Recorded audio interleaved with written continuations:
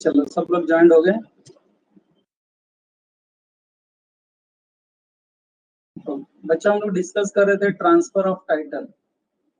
अगर एक पर्सन को गुड्स ट्रांसफर करने का राइट्स नहीं है एंड ऐसा व्यक्ति किसी को गुड्स अगर सेल करता है जिसके पास गुड्स का टाइटल ही नहीं है, तो उससे खरीदने वाले बायर को क्या वैलिड टाइटल मिलेगा? क्या वैलिड टाइटल मिलेगा? नहीं। ये अपना जनरल रूल था। I hope you understand. जब बेचने वाले के पास ही टाइटल नहीं है तो खरीदने वाले के पास भी टाइटल नहीं मिलेगा। ये बच्चे जनरल रूल कल हमने डिस्कस किया। फिर याद होगा तो इसके लिए हमने एक्सेप्शनल केस स्टार्ट कर दिए। एक्सेप्शनल केस में हम क्या पढ़ रहे थे? अब सेलर गुड्स बायर को बेचेगा, भले ही सेलर ओनर ना हो या सेलर के पास गुड्स बेचने का राइट्स ना हो, तो भी कुछ एक्सेप्शनल केस में अगर सेलर बायर को गुड्स बेचेगा एंड बायर उस गुड्स को गुड फेथ में खरीदेगा प्राइस पे करके, तो बच्चों बायर को उसका वैलिड टाइटल मिलेगा। ये हमने कल एक्सेप्शनल केस में स्टार्ट किया था। बच्चों रिकॉल करो, कल अपना पहला पॉइंट क्या था? उसमें सेल बाय मर्केंटाइल एजेंट, दूसरा sale by one of the joint owners, तीसरा sale by person in position under voidable contract. I hope याद आ रहा होगा, कल ही पढ़ा था इसके लिए। Sale by one who has already sold goods but continues in position thereof. फिर बच्चों sale by buyer obtaining position before property in goods has vested in. इसके लिए हमने बीच में एक एक्सेप्शनल केस पढ़ा। बच्चों एक्सेप्शनल केस में एक जनरल रूल भी हमने पढ़ा। क्या था वो? Hire purchase agreement. याद है बच्चों? हायर परचेज एग्रीमेंट में अगर हायरर पूरा इंस्टॉलमेंट पे किए बिना ही गुड सेल करता है तो क्या बायर को उसका वैलिड टाइटल मिलेगा? टाइप करो। हेलो, कल पढ़ाया था ना? तो बच्चों वैलिड टाइटल नहीं मिलेगा। ओके। इस हायर परचेज एग्रीमेंट के अलावा और कोई नॉर्मल केस है जहां पर पर्सन ने गुड्स की डिलीवरी ली लेकिन अभी तक ओनरशिप नहीं मिला? ऐसा व्यक्ति जिसके पास गुड्स का पोजीशन है लेकिन ओनरशिप नहीं है, ऐसा व्यक्ति जब गुड्स किसी और को बेचता है बराबर एंड सामने वाला उसे गुड फेथ में खरीदता है, तो सामने वाले को उस गुड्स का वैलिड टाइटल मिलेगा। इसमें एक्सेप्शन है हायर परचेज एग्रीमेंट। ओके। फिर बच्चे effect of stop L A1 का एग्जांपल लिया था, देखो। आई होप सबको रिकॉल हो गया कल शाम का लेक्चर। इस सेल बाय अनपेड सेलर। बच्चे इधर जरा मुझे ऑनेस्टली बताओ, कल अनपेड सेलर का मीनिंग क्लियर हो गया था? यस। सभी लोग से मैं आंसर चाहूंगा। शुभ आंसर दे रहा है यस करके। What about other students? बच्चा have you understood the meaning of unpaid seller? Seller which is unpaid, किस सिनारियो में वो अनपेड बनता है? तो मेरा सवाल है बच्चों, अगर सेलर जिसको पता चल गया है कि अब वो अनपेड है, अब उसे पेमेंट मिलने वाला नहीं है बायर से जिसको उसने गुड्स बेचा, तो क्या वो उस गुड्स को रीसेल कर सकता है? That is my question. क्या अनपेड सेलर सेम गुड्स को रीसेल कर सकता है? एंड बच्चों रीसेल करेगा जब, एंड जो भी अनपेड सेलर से बायर गुड्स खरीदेगा, क्या उस बायर को उसका वैलिड टाइटल मिलेगा? क्या बायर को उसका वैलिड टाइटल मिलेगा? यस मिलेगा। बच्चों ये कल हमने पढ़ लिया। चलो मैंने आपका रिएक्शन देख लिया। अब बच्चों ये 8 पॉइंट शायद कल हमने कवर नहीं किया था। M I right? Exceptional case में 8 पॉइंट मैंने कहा था, 1 2 3 तीन अलग अलग एंगल है, ये 1 लाइन के हैं। जरा ये भी एक्सेप्शनल केस समझ लो। Sale under provisions of other acts. बच्चों सेल ऑफ गुड्स एक्ट के अलावा भी कुछ और भी एक्ट्स है जहां यहाँ ये एप्लीकेबल है, जैसे कि इंडियन कॉन्ट्रैक्ट एक्ट है, बराबर बच्चों, कंपनीज एक्ट है, बहुत सारे एक्ट्स हैं, उसके थ्रू भी इसको आइडिया ले लेते हैं। Sale under provisions of other act. First, sale by an official receiver और liquidator of company will give a purchaser valid title. Will give a purchaser valid title. बच्चे ये लाइन का क्या मतलब हुआ? बहुत जबरदस्त मीनिंग है। Give a purchaser valid title, क्या मतलब है? तो बच्चे इसके लिए मैं आपको थोड़ा ये लिख के समझाता हूँ, शायद आइडिया आ जाएगी। पहले बताओ, स्क्रीन दिख रहा है सबको? व्हाइट बोर्ड, हेलो, सबको व्हाइट बोर्ड दिख रहा है? हेलो, बच्चों रिस्पॉन्स देते चलो। हाँ तो बच्चों अभी एक मिनट है, अभी जो वर्ड यूज है ना, ऑफिशियल रिसीवर और लिक्विडेटर ऑफ कंपनी, बराबर है? मैं पहले वर्ड लिख देता हूँ, ऑफिशियल रिसीवर। बच्चे एक वर्ड है ऑफिशियल रिसीवर, ऑफिशियल रिसीवर, या तो बच्चों और एक वर्ड है और लिक्विडेटर ऑफ कंपनी, जो कंपनी को लिक्विडेट करने का काम करता है, लिक्विडेटर ऑफ कंपनी। बच्चों official receiver and liquidator of company, आपके लेवल पर अगर मैं बात करूं तो both are one and the same. Official receiver and liquidator of company, आपके लेवल से मैं बात करूं तो both persons are one and the same. बच्चों ये दोनों ही पर्सन जो हैं, चाहे आप उसे ऑफिशियल रिसीवर बोलो या लिक्विडेटर बोलो, बच्चों ये दोनों ही पर्सन्स जो हैं, they are specially appointed by the court. इन्हें कोर्ट अपॉइंट करता है। कुछ समझा बच्चों? इन्हें कोर्ट अपॉइंट करता है। अब बच्चों जरा लॉजिक सुनो। मान लो बच्चों एक्स लिमिटेड नाम की कंपनी थी, बहुत अच्छी कंपनी थी, शुरुआत में बहुत अच्छी से चल रही थी। अचानक बच्चों ये कंपनी को लॉस होने को स्टार्ट हो गया, एंड इतना लॉस हो गया कि अब ये कंपनी बच्चों लिक्विडेट हो गई, लिक्विडेट होने जा रही है। लिक्विडेट होने जा रही है मतलब समझ में आ गया ना, बंद होने जा रही है। ये कंपनी अभी बंद करना है, क्लोज डाउन करना है। जैसा फर्म का डिसोल्यूशन होता है, पता है आपको? फर्म की डिसोल्यूशन होती है, वैसे बच्चों ये कंपनी अभी लिक्विडेट हो रही है, बंद हो रही है। तो बच्चों जब ये कंपनी बंद होगी तो डोंट यू थिंक सो ये कंपनी के नाम पे कुछ एसेट्स होंगे, उसकी कुछ लाइबिलिटीज होगी। हेलो, आपको लगता नहीं कंपनी के कुछ एसेट्स लाइबिलिटीज होंगी? तो अब बच्चों जब कंपनी लिक्विडेट हो चुकी है, बंद पड़ चुकी है, तो अब बच्चों बोर्ड ऑफ डायरेक्टर्स को कोई पावर नहीं है, ना ही शेयर होल्डर्स को कोई पावर रहेगी। अब गवर्नमेंट क्या करेगी, कोर्ट क्या करेगा? बच्चों ये जो कोर्ट है ना, ये क्या करेगा? ये कोर्ट बच्चों ये एक स्पेशल पर्सन को अपॉइंट करेगा। अब उसको आप चाहे ऑफिशियल रिसीवर बोलो या लिक्विडेटर बोलो। Court on behalf of company, इस एक्स लिमिटेड के बिहाफ पर कंपनी क्या करेगा बच्चों? लिक्विडेटर को अपॉइंट करेगा। कंपनी के बिहाफ पर कोर्ट लिक्विडेटर को अपॉइंट करेगा, एंड ये लिक्विडेटर क्या करेगा? कंपनी के सारे एसेट्स को बेचेगा, सेल करेगा, एंड लाइबिलिटीज पे ऑफ करेगा। कुछ समझा बच्चों? यानी एक बार कंपनी लिक्विडेट हो गई तो उसके एसेट्स को बेचने का पावर डायरेक्टर्स को नहीं है।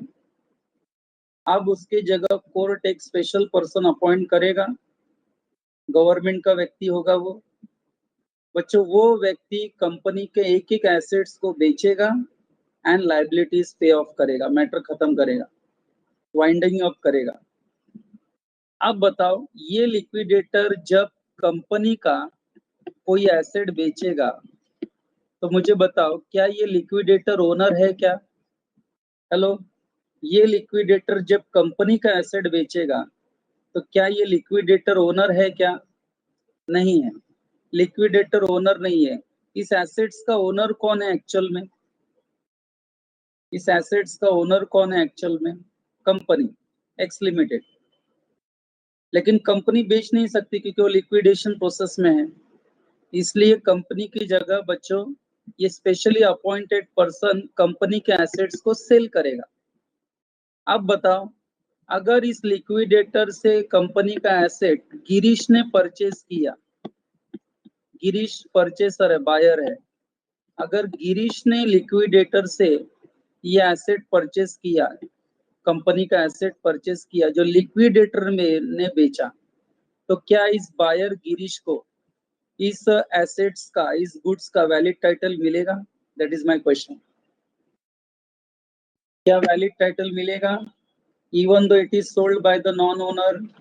आई होप मैं क्या पढ़ाना चाहता हूँ आ गया माइंड में सबके? हेलो, कल का एक्सेप्शनल केस हमने जो कंटिन्यू कर दिया था बच्चों, हैव यू अंडरस्टूड? यस। सो बच्चों, जब भी कंपनी लिक्विडेशन में है या पार्टनरशिप फॉर्म डिसॉल्व हो जाता है, तो उसकी जगह पे कोर्ट एक स्पेशल पर्सन को अपॉइंट करता है, जिसको आप ऑफिशियल रिसीवर बोलो या लिक्विडेटर बोलो कंपनी का। बच्चों, वो जब कंपनी के या फर्म के एसेट्स बेचेगा एंड ऐसे लिक्विडेटर से जब कोई बाय करेगा, तो उस बायर को इस गुड्स का वैलिड टाइटल मिलेगा। आई थिंक मैंने जो लिख के समझाया, आई होप सबको क्लिक हो गया है। तो बच्चे एक बार पॉइंट नंबर 8 वापस पढ़ते हैं। बराबर है, मैं जाता हूँ प्रिंटेड नोट्स में, देखो क्या लिखा है, जरा रिस्पांस देना, क्या ये लाइन क्लियर है कि नहीं, देखो सबको, everyone. Sale by an official receiver or liquidator of company will give the purchaser valid title. Come on student, point number 8 1 of clear हुआ सबको? अभी एक सिंपल लाइन क्लिक हो गया सबको? Very good. अब बच्चों सेकंड पॉइंट पर आ जाओ, पॉइंट नंबर 8 के सेकंड पॉइंट पर आ जाओ। Purchase of goods from finder of goods, याद करो बच्चों, quasi contract, CA foundation students, quasi contract याद करो। फाइंडर ऑफ गुड्स पढ़ा था कि नहीं हमने? तो बच्चों, purchase of goods from finder of goods will get valid title under circumstances. And बच्चों ये हमने इंडियन कॉन्ट्रैक्ट एक्ट में पढ़ लिया था। बच्चों 2 मिनट के लिए मान लो कि you are a finder of goods, आपको कहीं एक बैग मिला जिसमें कुछ ज्वेलरी था, आपको पता नहीं ये ज्वेलरी किसका है। तो बच्चों as a finder of goods आपकी रिस्पॉन्सिबिलिटी क्या हो गई? अब आप उस ज्वेलरी को अच्छे से संभाल के रखेंगे, जैसे आप अपनी पर्सनल ज्वेलरी संभाल के रखते हो, उसका अटमोस्ट केयर लेंगे, बराबर है, उसको संभालेंगे, उसको लॉकर में रखाएंगे, एंड बच्चों ट्रू ओनर को ढूंढने की कोशिश करेंगे। सही बोला मैंने? यही तो कॉजी कॉन्ट्रैक्ट है। आपके ऊपर रिस्पॉन्सिबिलिटी आ गई कि नहीं उस गुड्स को संभाल कर रखने की एज अ बेली? हेलो। तो बच्चों आप जब ये गुड्स को संभाल के रखेंगे, now you are a finder of goods, आप ये गुड्स को अच्छे से संभाल के रखा आपने, ट्रू ओनर को ढूंढने की कोशिश की, लेकिन एक रीजनेबल टाइम के बाद आपको इसका असली मालिक नहीं मिला, बराबर है, आपको इसका असली मालिक नहीं मिला, ट्रू ओनर ट्रेसेबल नहीं था। बच्चों आपको इसका बहुत अटमोस्ट आपने केयर लिया, एंड बच्चों ट्राई किया, you tried hard to find true owner, to trace the true owner, but आप ऐसा नहीं कर सके, आप ट्रू ओनर को नहीं ढूंढ सके। तो बच्चों जब आप नहीं ढूंढ सके, तो आपने ये गुड्स अपना समझ के किसी और को सेल कर दिया। अब बताओ, आप as a finder of goods जब ये गुड्स किसी और को बेचेंगे, एंड वो थर्ड पार्टी जो आपसे ये परचेस करेगा, परचेसर, क्या उसको इस गुड्स का वैलिड टाइटल मिलेगा? टाइप करो। हेलो बच्चों, आवाज आ रही है? हाँ, तो मैंने जो क्वेश्चन पूछा बच्चा, have you understood my question? You are a finder of goods, आपने ट्रू ओनर को ढूंढने की कोशिश की, नहीं मिला, बाद में वो गुड्स आपने किसी और को सेल कर दी। अब जिसको सेल किया, क्या उसे वैलिड टाइटल मिलेगा? मिलेगा बच्चों, वो भी अंडर सर्कमस्टेंसेस। स्पेशली कब मालूम है आपको? स्पेशली ज्यादातर कब? जब गुड्स पेरिशेबल नेचर के हो। डोंट यू थिंक सो? जब गुड्स पेरिशेबल नेचर के हो, आप उसको ज्यादा दिन गुड्स को नहीं रख सकते आपके पास, वो खराब हो जाएगा, वो बेकार हो जाएगा, अनफिट हो जाएगा यूज करने के लिए। तो आपने क्या सोचा कि मैं ये गुड्स किसी को बेच देता हूँ, पैसा ले लेता हूँ, जब ट्रू ओनर आएगा तो उसको पैसा दे दूंगा मैं। अब बताओ बच्चों, as a finder of goods, जब आपने सामने वाले को गुड्स बेचा एंड सामने वाले ने जब आपसे गुड्स परचेस किया, बायर ने, तो क्या उसको वैलिड टाइटल मिल जाएगा इस स्पेशल सर्कमस्टेंसेस में? हेलो, सिर्फ एक ही दो स्टूडेंट्स रिस्पॉन्स दे रहे हैं मुझे आंसर का। बच्चों मैं चाहूंगा जितने लेक्चर बैठ रहे हैं, सुन रहे हैं लेक्चर को, बच्चों आंसर दो सब लोग। क्या ये केस क्लिक हुआ सबको? 8 का पॉइंट नंबर 2। हाँ बच्चों, नो तो नो बोल दो ना, मैं वापस समझा दूंगा, डोंट वरी। मैं हमेशा बोलता हूँ, नहीं समझाए तो वापस पूछेंगे आप मेरे से। तो बच्चों मैं अभी पॉइंट नंबर 2 एक बार फिर पढ़ रहा हूँ। Purchase of goods from finder of goods will get valid title under circumstances. तीसरा बच्चों, तीसरा है सेल बाय पॉनी। जरा टाइप करो वर्ड पॉनी। सभी लोग एक बार ये वर्ड टाइप करो ताकि मैं आपको समझा सकूं लिखकर। सेल बाय पॉनी, पाउनी नहीं है, मराठी का पाउनी नहीं, वो तो पाउनी बोलते हैं, पाहुनी नहीं, pony pony. A sale by pony can convey good title to the buyer। बस इतना ही लिखा है। A sale by pony can convey, can give, can pass on good title to the buyer। बच्चों ये 8वें का तीसरा एंड लास्ट पॉइंट है, exceptional case. बच्चों इसको 2 मिनट में लिख के समझाता हूँ, आपका नॉलेज बढ़ेगा। जरा ध्यान। बच्चों ये जो पॉनी वर्ड है, एक्चुअली आया कहाँ से मालूम है? अब आपके सिलेबस में सीए फाउंडेशन में नहीं है, लेकिन आईपीसीसी में है बच्चों। बच्चों कॉन्ट्रैक्ट ऑफ प्लेज, जैसा आप इंडियन कॉन्ट्रैक्ट पढ़ रहे हो, सेल ऑफ गुड्स एक्ट पढ़ रहे हो, पार्टनरशिप एक्ट पढ़ोगे, कंपनीज एक्ट पढ़ रहे हो, पढ़ा आपने। वैसे बच्चों आप जब सीए इंटरमीडिएट में आएंगे ना नेक्स्ट ईयर, यानी सीए फाउंडेशन पास करके, तो आपको लॉ में कॉन्ट्रैक्ट ऑफ प्लेज आएगा। बच्चों ये जो कॉन्ट्रैक्ट ऑफ प्लेज है, प्लेज मतलब गिरवी रखना। बच्चों मान लो गिरीश ने अपने घर का जो गोल्ड है, सोना चांदी, ज्वेलरी, गिरीश ने जाकर बैंक में इसे प्लेज कर दिया, बैंक में गोल्ड प्लेज कर दिया। प्लेज कर दिया मतलब मराठी हिंदी में क्या बोलते हैं? गिरवी रख दिया। एंड लोन के बदले बच्चों, सॉरी गोल्ड के बदले गिरीश ने क्या ले लिया? लोन। बच्चों याद है ना मुथूट फाइनेंस, अमिताभ बच्चन ऐड करते हैं, सोना ला के दे दो एंड लोन ले लो, बराबर है बच्चों? That is contract of pledge. तो बच्चों अगर आप ये स्क्रीन देख रहे हो तो मुझे बताओ इस एग्जाम्पल में किसने अपने घर का सोना बैंक में गिरवी रखा?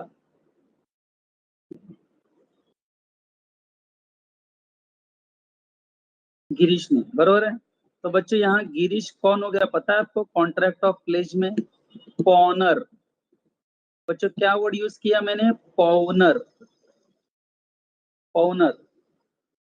एंड बच्चों बैंक जिसके पास ये सोना गिरवी रखा गया है, बच्चों वो कौन बन गया?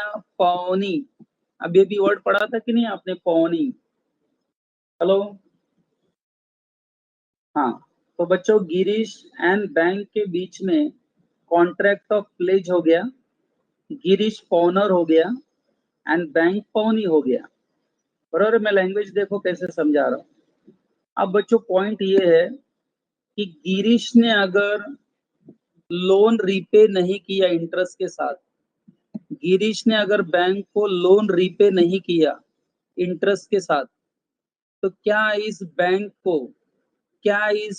को यानी कि पौनी को गिरीश का गोल्ड सेल करने का राइट्स है क्या, अपना पैसा रिकवर करने के लिए? क्या बैंक गिरीश का गोल्ड सेल कर सकता है? तो बच्चों बैंक ने किया भी वही। जब देखा उन्होंने गिरीश लोन रिपेमेंट कर ही नहीं रहा है, रिपीटेड रिमाइंडर्स देने के बाद भी गिरीश सुन नहीं रहा है, तो बैंक ने क्या किया, गिरीश का गिरवी रखा हुआ गोल्ड सेल कर दिया। एंड बच्चों जब बैंक ने सेल किया, पढ़ाई के लिए मेहनत तो सब करते हैं, लेकिन स्मार्ट स्टडी कौन करता है? प्री एग्जाम ऐप के साथ बनाइए अपनी तैयारी super smart. Pre exam app देता है वाइड रेंज के एग्जाम्स की तैयारी, जैसे JEE, NEET, CAT, CA foundation, CS CSEET, banking, railway, SSC, MBA entrance, SYJC, com, TYB com और भी बहुत कुछ। Chapter wise tests and mock tests, detailed performance analysis, और अब तैयारी होगी एकदम परफेक्ट। कहीं भी कभी भी पढ़ाई करें। और एक विशाल क्वेश्चन बैंक आपकी तैयारी को बनाए आसान। इंस्टेंट इवैल्यूएशन से तुरंत जानिए अपनी परफॉर्मेंस और पाएं पर्सनलाइज्ड फीडबैक। तो अब देरी किस बात की? प्री एग्जाम ऐप डाउनलोड करें और अपने नाम से रजिस्टर्ड करें और एक विशाल क्वेश्चन बैंक बिल्कुल फ्री और अपनी सफलता की कहानी लिखें। लिंक डिस्क्रिप्शन में है। Pre exam app smart bank ने तैयारी का सेल साथी। किया। तो एग्जाम्पल मान के चलो बच्चों, एग्जाम्पल मान के चलो कि ये जो गोल्ड है, मान लो अब ये ज्वेलरी लेडीज लोगों को अच्छा लगता है, तो मान लो बच्चों ये गोल्ड दिशा ने खरीद लिया, दिशा ने ये गोल्ड बैंक से खरीद लिया। तो बच्चों दिशा बायर हो गई। तो मुझे ये बताओ, पावनी ने गुड्स बायर को बेचा कि नहीं? पावनी ने गुड्स बायर को बेचा, दिशा को ये गोल्ड बेचा, दिशा ने खरीद लिया। तो क्या दिशा को इसका वैलिड टाइटल मिलेगा? चलो आंसर लिखो। क्या दिशा को इसका वैलिड टाइटल मिलेगा बायर को? ऑफ कोर्स मिलेगा। जबकि बैंक इसका रियल ओनर नहीं है, तो भी बायर जब खरीदेगा तो बायर को इसका ओनरशिप मिलेगा, टाइटल मिलेगा। I hope everyone understood all the 3 points today. Point number 8 का point, all the 3 points understood students? Please give the response. सबको समझ में आ गया बच्चों? एक बहुत ही इंपॉर्टेंट पॉइंट, मैंने ज्यादा वक्त लिया लेकिन कहीं ना कहीं बच्चों कंप्लीट कर दिया आज मैंने। ठीक है बच्चों? हाँ दिशा कौन सा 8 पॉइंट का फर्स्ट पॉइंट बोल रहे हैं? 8वें का फर्स्ट पॉइंट बोल रहे हैं? 8 का? अच्छा 8 में क्या बताया था मैंने? वो जो वर्ड आप देख रहे हो कि नहीं, ऑफिशियल, रिसीवर एंड लिक्विडेटर, ये वो लोग हैं, ये वो लोग हैं जो कोर्ट अपॉइंट करता है। स्पेशली गवर्नमेंट के लोग होते हैं, कोर्ट इन्हें स्पेशली अपॉइंट करता है। मान लो कि पार्टनरशिप फॉर्म है ना, डिसॉल्व हो गई। अब जब पार्टनरशिप फॉर्म डिसॉल्व हो जाती है तो फर्म का या कंपनी मान लो लिक्विडेट हो जाती है, बंद हो जाती है, तो उस कंपनी का एसेट्स बेचकर लाइबिलिटी पे की जाएगी कि नहीं? हेलो, उसके जितने भी एसेट्स हैं उसको बेचकर लाइबिलिटी पे ऑफ होती है। तो वो एसेट बेचने के लिए कोर्ट एक स्पेशली पर्सन को अपॉइंट करता है, जिसको हम या तो ऑफिशियल रिसीवर बोलते हैं या लिक्विडेटर बोलते हैं। अब बताओ, अगर ये लिक्विडेटर कंपनी के एसेट्स बेचता है तो इस लिक्विडेटर से जो एसेट खरीदेगा बायर, क्या उसको वैलिड टाइटल मिलेगा?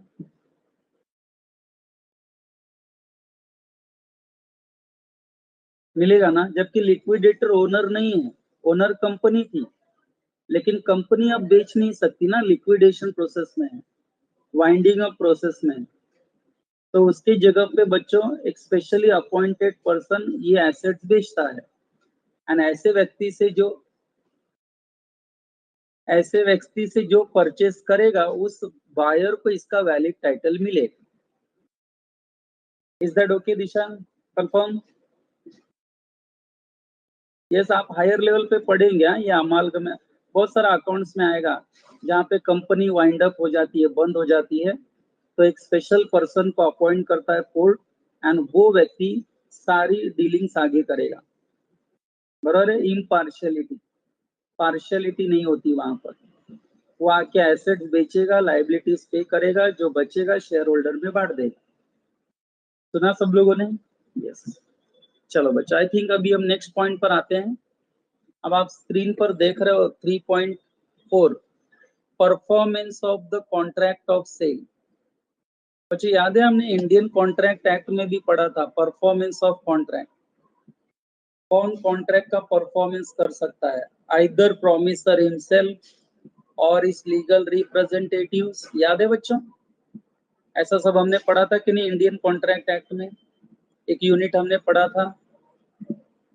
प्रोमिसर खुद ही अगर पर्सनल कंसिडरेशन पे बेस्ड होगा तो, नहीं तो कोई स्पेशली अपॉइंटेड एजेंट, नहीं तो उसके मरने के बाद लीगल रिप्रेजेंटेटिव या कोई थर्ड पार्टी भी कर सकता है परफॉर्मेंस, हमने पढ़ा था।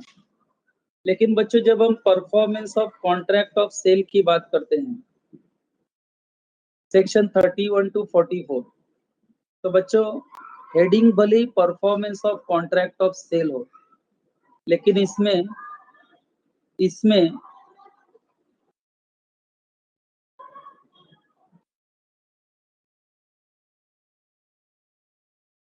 एक मिनट बच्चों,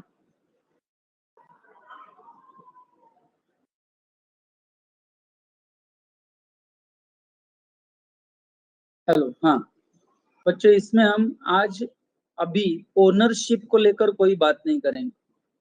आपको याद है गुड्स की डिलीवरी हमने पढ़ा था, डिलीवरी ऑफ गुड्स। हेलो बच्चों, डिलीवरी ऑफ गुड्स के बारे में हमने यूनिट नंबर 1 में पढ़ा था। टाइप्स ऑफ डिलीवरी पढ़ी थी, actual delivery, symbolic delivery, constructive delivery. तो बच्चों जब मैंने यूनिट 1 में पढ़ाया था ना आपको, उस वक्त मैंने डिलीवरी का मीनिंग पढ़ाया था, डिलीवरी ऑफ गुड्स, एंड उसके काइंड्स या टाइप्स पढ़ाए थे। आज हम डिलीवरी को लेकर, गुड्स की डिलीवरी को लेकर बच्चों रूल्स पढ़ेंगे under sale of goods act. Law ने क्या लॉ बनाया है, लॉ ने क्या रूल्स बनाए हैं सेल ऑफ गुड्स एक्ट में, बराबर है कि गुड्स की डिलीवरी को लेकर क्या क्या रूल्स बने हैं। अब बच्चों जब मैं डिलीवरी की बात करूंगा तो you are not going to think of ownership. हाँ अभी अब आप ओनरशिप के बारे में मत सोचो। अब चलो मैं ही आपसे पूछता हूँ, what is delivery of goods? Passing of ownership या पोजेशन? किसी को गुड्स का पोजेशन देना या गुड्स की ओनरशिप देना, जब हम डिलीवरी ऑफ गुड्स की बात करते हैं तो बच्चे इतना सिंपल है। आप आंसर लिख रहे हो, मुझे ज्यादा टेंशन आएगा नहीं ये रूल्स पढ़ाते समय, क्योंकि आपको ऑलरेडी पता है कि delivery of goods is giving possession. Normally कौन पोजेशन देता है सेल ऑफ गुड्स में? कॉन्ट्रैक्ट ऑफ सेल में गुड्स का पोजेशन कहाँ से कहाँ जाता है? कौन किसको पोजेशन देता है गुड्स का? जनरली, जनरली मैं जनरली बात करता हूँ। तो बच्चों normally position is given by seller to buyer. Am I right student? Seller to buyer, yes. ये सारी जो कॉमन चीजें हैं अभी लॉ की, वो तो पता है बच्चों आप लोगों को। अब बस धीरे धीरे हमको एक एक लाइन को सेक्शन वाइज 31 से लेके 44 मैंने कहा, यानी अप्रोक्सीमेटली बच्चों 14 सेक्शंस हैं, एंड 14 सेक्शंस में अलग अलग रूल्स हम एक एक पढ़ेंगे आराम से, हर एक सेक्शन को कंफर्म करेंगे एंड तभी आगे बढ़ेंगे। तो बच्चों अभी आपके स्क्रीन पर जो मैं ऑलरेडी पढ़ा चुका था आपको, आपके सामने देखो। आपको लगता है मैं डेफिनेशन में ये पढ़ा चुका हूँ सेक्शन 2.2 में, definition of delivery of goods. बच्चों what do you mean by delivery? Voluntary transfer of possession. आगे देखो word, voluntary transfer of possession from one person to another person। बच्चों उन्होंने सेलर टू बायर क्यों नहीं यूज किया, जबकि मैंने पूछा आपसे generally why they use the word from one person to another person? क्योंकि बच्चों गुड्स का पोजेशन सेलर का एजेंट बायर के एजेंट को भी तो दे सकता है, एजेंट टू एजेंट भी तो पोजेशन जा सकता है, यस और नो? हेलो, सेलर का एजेंट बायर के एजेंट को भी दे सकता है, या बच्चों सेलर गुड्स का पोजीशन टेम्पो वाले को भी दे सकता है कि लेके जा बायर को देने के लिए। That is why they have used the word from one person to another person. जरूरी नहीं हमेशा सेलर टू बायर। हाँ, जनरल टर्म्स में हम हमेशा यही कहते हैं कि normally owner position seller buyer को देगा, लेकिन बच्चों नॉट ऑलवेज, क्योंकि कभी कभी सेलर ये पोजीशन टेम्पो वाले को भी दे सकता है, ट्रांसपोर्टर को, कैरियर को। सेलर ये पोजीशन बायर के एजेंट को भी दे सकता है। सेलर ये पोजीशन थर्ड पार्टी को भी दे सकता है बायर के कहने पर। डोंट यू थिंक सो? मैं जो बोल रहा हूँ, आई होप योर आर्ग्यूमेंट करने का कोई स्कोप नहीं है बच्चों इसमें। आपको समझ में आ रहा होगा मैं क्या कह रहा हूँ। तो आज हम डिलीवरी ऑफ गुड्स को वापस एक बार जस्टिफाई कर रहे हैं। डिलीवरी मीन्स वॉलंटरी ट्रांसफर, जबरदस्ती नहीं है, वॉलंटरी। सेलर अपने तरफ से वॉलंटरली ट्रांसफर कर रहा है। क्या ओनरशिप या पोजीशन? तो लिखा है transfer of position from one person to another. Thus, if the possession is taken through, बच्चों क्या लिखा है? Unfair means. अनफेयर मीन्स मतलब टाइप करो, अगर गुड्स की पोजीशन किसी गलत तरीके से ली गई हो, अनफेयर मीन्स से ली गई हो, लीगली नहीं लिया गया हो, तो बच्चों लॉ उसे डिलीवरी ऑफ गुड्स नहीं मानेगा। लॉ बोलेगा हमारे नजरों में ये डिलीवरी ऑफ गुड्स नहीं है, क्योंकि गुड्स का पोजीशन अनफेयर मीन्स से लिया गया है, इलीगल तरीके से लिया गया है। Getting that everyone? इलीगल तरीके से लिया गया है। तो देयरफॉर बच्चों, जब इलीगल तरीके से लिया गया है तो इसका मतलब ये हो गया, बराबर है, कि उसको डिलीवरी ऑफ गुड्स मानने का नहीं। क्लियर कट लिखा है। If the position is taken through unfair means there is no delivery of goods. आगे, delivery of goods sold may be made by doing anything which the parties agree. Delivery of goods sold may be made by doing anything which the party agree shall be treated as delivery, or putting the goods in the possession of buyer or of any person authorized to hold them on his behalf. बच्चों जरा type करो, और any person authorised to hold them on his behalf, यानी किसकी बात हो रही है? और any other person authorised to hold them on his behalf, यानी बच्चों यहाँ किसकी बात हो रही है? Om, you are absolutely right. Devanshu, Parth, सभी का आंसर सही है। दिशा, एजेंट लिखा है आप लोगों ने, सब लोगों ने, वेरी गुड बच्चों, वही मैं कह रहा था, बराबर है बच्चों। जहां सेलर बायर को, या रिवर्स बोलते, जहां बायर को लगता है कि हाँ मुझे गुड्स का पोजीशन मिल गया है, अब वो एक्चुअल में दी गई हो, सिंबॉलिक तरीके से दी गई हो, या कंस्ट्रक्टिव तरीके से दी गई हो, जहां बायर या बायर का कोई ऑथराइज्ड एजेंट अपने आप को सेटिस्फाई कर लेता है कि यस मुझे सेलर से गुड्स का पोजीशन मिला, बच्चों मान लेने का, गुड्स की डिलीवरी हो गई। बच्चों जरा रिस्पॉन्स दो, have you understood this simple adjustment? Simple angle clear हुआ आपको मैंने क्या कहा? अब जैसे कि सेलर बायर को कभी कभी सामान का चाबी भी दे देता है, चाबियां दे देगा, तो बायर अजम्पशन कर लेगा कि हाँ पोजीशन मिल गया मुझे। Don't you think so? Symbolic delivery याद करो। हेलो, तो बच्चों पहला पैराग्राफ में nothing but definition of delivery of goods दिया है, एंड आई होप सबको क्लिक हो गया है। आगे, duties of seller and buyer, section 31 से शुरू हो गया। बच्चों गुड्स की डिलीवरी को लेकर सेलर की ड्यूटी क्या है, बायर की ड्यूटी क्या है, बराबर है? तो सीधा सा आंसर है, सीधा सा आंसर है, सेलर की ड्यूटी है गुड्स की डिलीवरी देना, एंड बायर की ड्यूटी है डिलीवरी को एक्सेप्ट करना। सही बोला क्या बच्चों? हेलो हेलो हेलो, सिंपल एकदम। सेलर की ड्यूटी है कि वो गुड्स का पोजीशन बायर को दे, एंड बायर की ड्यूटी है कि वो गुड्स का पोजीशन एक्सेप्ट करे। सही बोला बच्चों? हेलो, हाँ। तो बच्चों आगे क्या लिखा देखो, it is duty of the seller to deliver the goods सीधी बात है, सेलर की ड्यूटी है गुड्स को डिलीवर करना, and of the buyer to accept and pay for them, very important, accept करे एंड उसको पे करे, उसका पेमेंट करें in accordance with terms of contract of sale. बच्चों कॉन्ट्रैक्ट ऑफ सेल के हिसाब से जो भी टर्म्स एंड कंडीशंस हो उसके हिसाब से बायर गुड्स को एक्सेप्ट करे, उसकी ड्यूटी है वो, एंड उसे पे करे, चाहे कैश पे करे चाहे क्रेडिट सेल हो, बाद में पे करे लेकिन पे करे, okay, as per the terms of contract of sale. तो बच्चों सेक्शन 31 भी मैंने कंप्लीट कर दिया। 32 पर आता हूं बच्चों, what is the heading given, payment and delivery are concurrent conditions, are concurrent conditions. बच्चों कॉन्करेंट मतलब क्या, साइमल्टेनियसली, साइड बाय साइड। अब ये मैंने याद करो बच्चों, रेसिप्रोकल प्रॉमिस में पढ़ाया था आपको, इंडियन कॉन्ट्रैक्ट एक्ट, रिकॉल करो।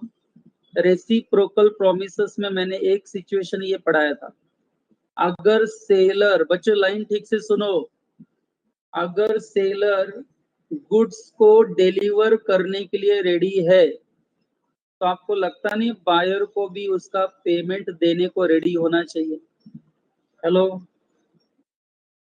क्योंकि बच्चों delivery of goods and payment, goods की डिलीवरी एंड पेमेंट दोनों कॉन्करेंट कंडीशंस हैं। अब मैं रिवर्स भी सिखा सकता हूं, अगर सेलर गुड्स की डिलीवरी नहीं करता है, can you expect buyer to make payment? Seller goods की डिलीवरी नहीं कर रहा है लेकिन वो एक्सपेक्ट कर रहा है कि बायर उसको पेमेंट करे, ऐसा चलेगा क्या? नहीं। तो बच्चों आपको पता चल जाना चाहिए, सेलर के द्वारा गुड्स डिलीवर करना एंड बायर के द्वारा पेमेंट करना दोनों ही कॉन्करेंट कंडीशंस है, एक दूसरे के ऊपर डिपेंडेंट है। Don't you think so? Section 32 वही कह रहा है। देखो अभी मैं पढ़ता हूं, शायद कुछ बच्चों को आइडिया आ जाएगी। क्या लिखा है देखो, अनलेस अदरवाइज एग्रीड, अगर कोई एक्सेप्शनल केस ना हो बच्चों, अनलेस अदरवाइज एग्रीड मतलब अगर कोई स्पेशल पॉइंट ना हो, जनरली बात करें हम तो delivery of goods and payment of price, बच्चों see the language, delivery of goods and payment of price are concurrent conditions. Generally ये दोनों एक साथ चलने वाले ट्रांजेक्शंस हैं, बराबर? That is to say seller shall be ready and willing to give possession of goods to the buyer in exchange of the price, and buyer shall be ready and willing to pay the price in exchange for possession of goods, in exchange of possession of goods। बच्चे ये general law है। Generally जब मैं बात करूं goods के delivery को लेकर एंड पेमेंट को लेकर तो आंसर यही निकलेगा कि seller is ready and willing to give the delivery of goods, then buyer also should be ready and willing to make the payment। ये जनरली है। एंड बच्चों अगर हम एक्सेप्शनली बात करें, अनलेस अदरवाइज एग्रीड जिसकी हम बात करें, तो बच्चों ये बायर एंड सेलर के ऊपर डिपेंड करता है कि वो स्पेशल एग्रीमेंट कर सकते हैं, specially terms of contract decide कर सकते हैं डिलीवरी को लेकर एंड पेमेंट को लेकर। डोंट यू थिंक सो? ऐसा भी हो सकता है कि नहीं, दोनों के बीच में डिलीवरी पहले पेमेंट 15 दिन के बाद, पेमेंट पहले डिलीवरी बाद में, बराबर है? गुड्स की डिलीवरी इंस्टॉलमेंट में, पेमेंट लमसम में, कुछ भी बच्चों दोनों के बीच में एग्रीमेंट हो सकता है, बराबर है? उसको हम कहते हैं special agreement, payment and goods की डिलीवरी को लेके हो सकता है। तो बच्चों वही रूल्स आगे हैं, देखो the rules regarding delivery of goods, section 31 to 41, 33 to 41। Sale of Goods Act 1930 prescribes following rules of delivery of goods। बच्चों वो तो हम पढ़ेंगे वन बाय वन 33 से, लेकिन ये जो बच्चों ये जो डायग्राम है, यही डायग्राम पूरा घुमा फिरा के नीचे रूल्स के जरिए दिया है। यानी मैं नीचे दिए हुए रूल्स को पढ़ाऊंगा एक एक section, rules regarding delivery of goods 33 से। तो जब पूरा पढ़ के हो जाएगा तब आप आके ये डायग्राम देख लेना, आपको ये डायग्राम रिवाइज हो जाएगा। ठीक है बच्चों? तो डायग्राम को स्किप कर रहा हूं मैं, चलो अब आपके सामने बच्चों सेक्शन 33 दिख रहा है। हेलो, अब एक एक रूल्स हम स्टार्ट कर रहे हैं। एक्सेप्शनल केसेस या रूल्स आपको जी बोलो। Can you see the heading delivery section 33? Yes बच्चों, let us read one by one. बहुत सारी आइडिया आपको पहले से ही क्लियर है, इसलिए मैं पढ़ता हूँ, ध्यान दो। Delivery of goods sold may be made by doing anything. Delivery of goods sold may be made by doing anything which the party agree shall be treated as delivery or which has the effect of putting the goods in possession of buyer or of any person authorized to hold them in his behalf. बच्चों, goods की delivery, जो बेचा है ना goods, उसकी delivery कैसे होनी है ये पार्टीज आपस में डिसाइड कर लेंगे। पार्टीज मतलब बायर एंड सेलर, बरोबर है। बायर को गुड्स की डिलीवरी कहाँ चाहिए, कैसे चाहिए, किधर चाहिए, किस वक्त पे चाहिए, है ना, ये सब बच्चों सेलर बायर आपस में एग्रीमेंट करके डिसाइड कर सकते हैं, बरोबर है। बायर ऐसा भी बोल सकता है कि गुड्स मुझे डिलीवर मत करो, एजेंट को दे देना मेरे बिहाफ पे, बरोबर है। या आप गुड्स एक्चुअल में फिजिकली डिलीवर मत करो, मुझे वेयर हाउस की चाबियां दे देना, मैं जब मन करेगा अपना गुड्स लेके जाऊंगा। यानी ये सारी चीजें गुड्स की डिलीवरी को लेकर बच्चों जैसा चाहिए वैसा पार्टीज आपस में डिसाइड कर सकते हैं। लॉ ने इसके लिए उनको पूरा फ्रीडम दिया है, लॉ इसमें कोई इंटरफेरेंस नहीं करेगा। Is that clear with section 33? Hello बच्चों, अगर मैं कहूं, मुझे बताओ, चलो हाँ, अगर बायर एंड सेलर के बीच में ऐसा एग्रीमेंट होता है कि सेलर गुड्स उसे लॉट में मतलब लॉट समझते हो ना, 100 kg के लॉट में डिलीवर करेगा, एंड बायर बोलता है मुझे आप एक साथ लमसम गुड्स मत दो, पार्ट पार्ट में गुड्स दो, एंड सेलर एग्री हो जाता है, तो आपको लगता नहीं सेलर को जैसे एग्री किया उसी हिसाब से गुड्स की डिलीवरी करनी पड़ेगी? हेलो, अब अगर वो लमसम लेके गया तो बायर को रिजेक्ट करने का हक है क्या? हेलो,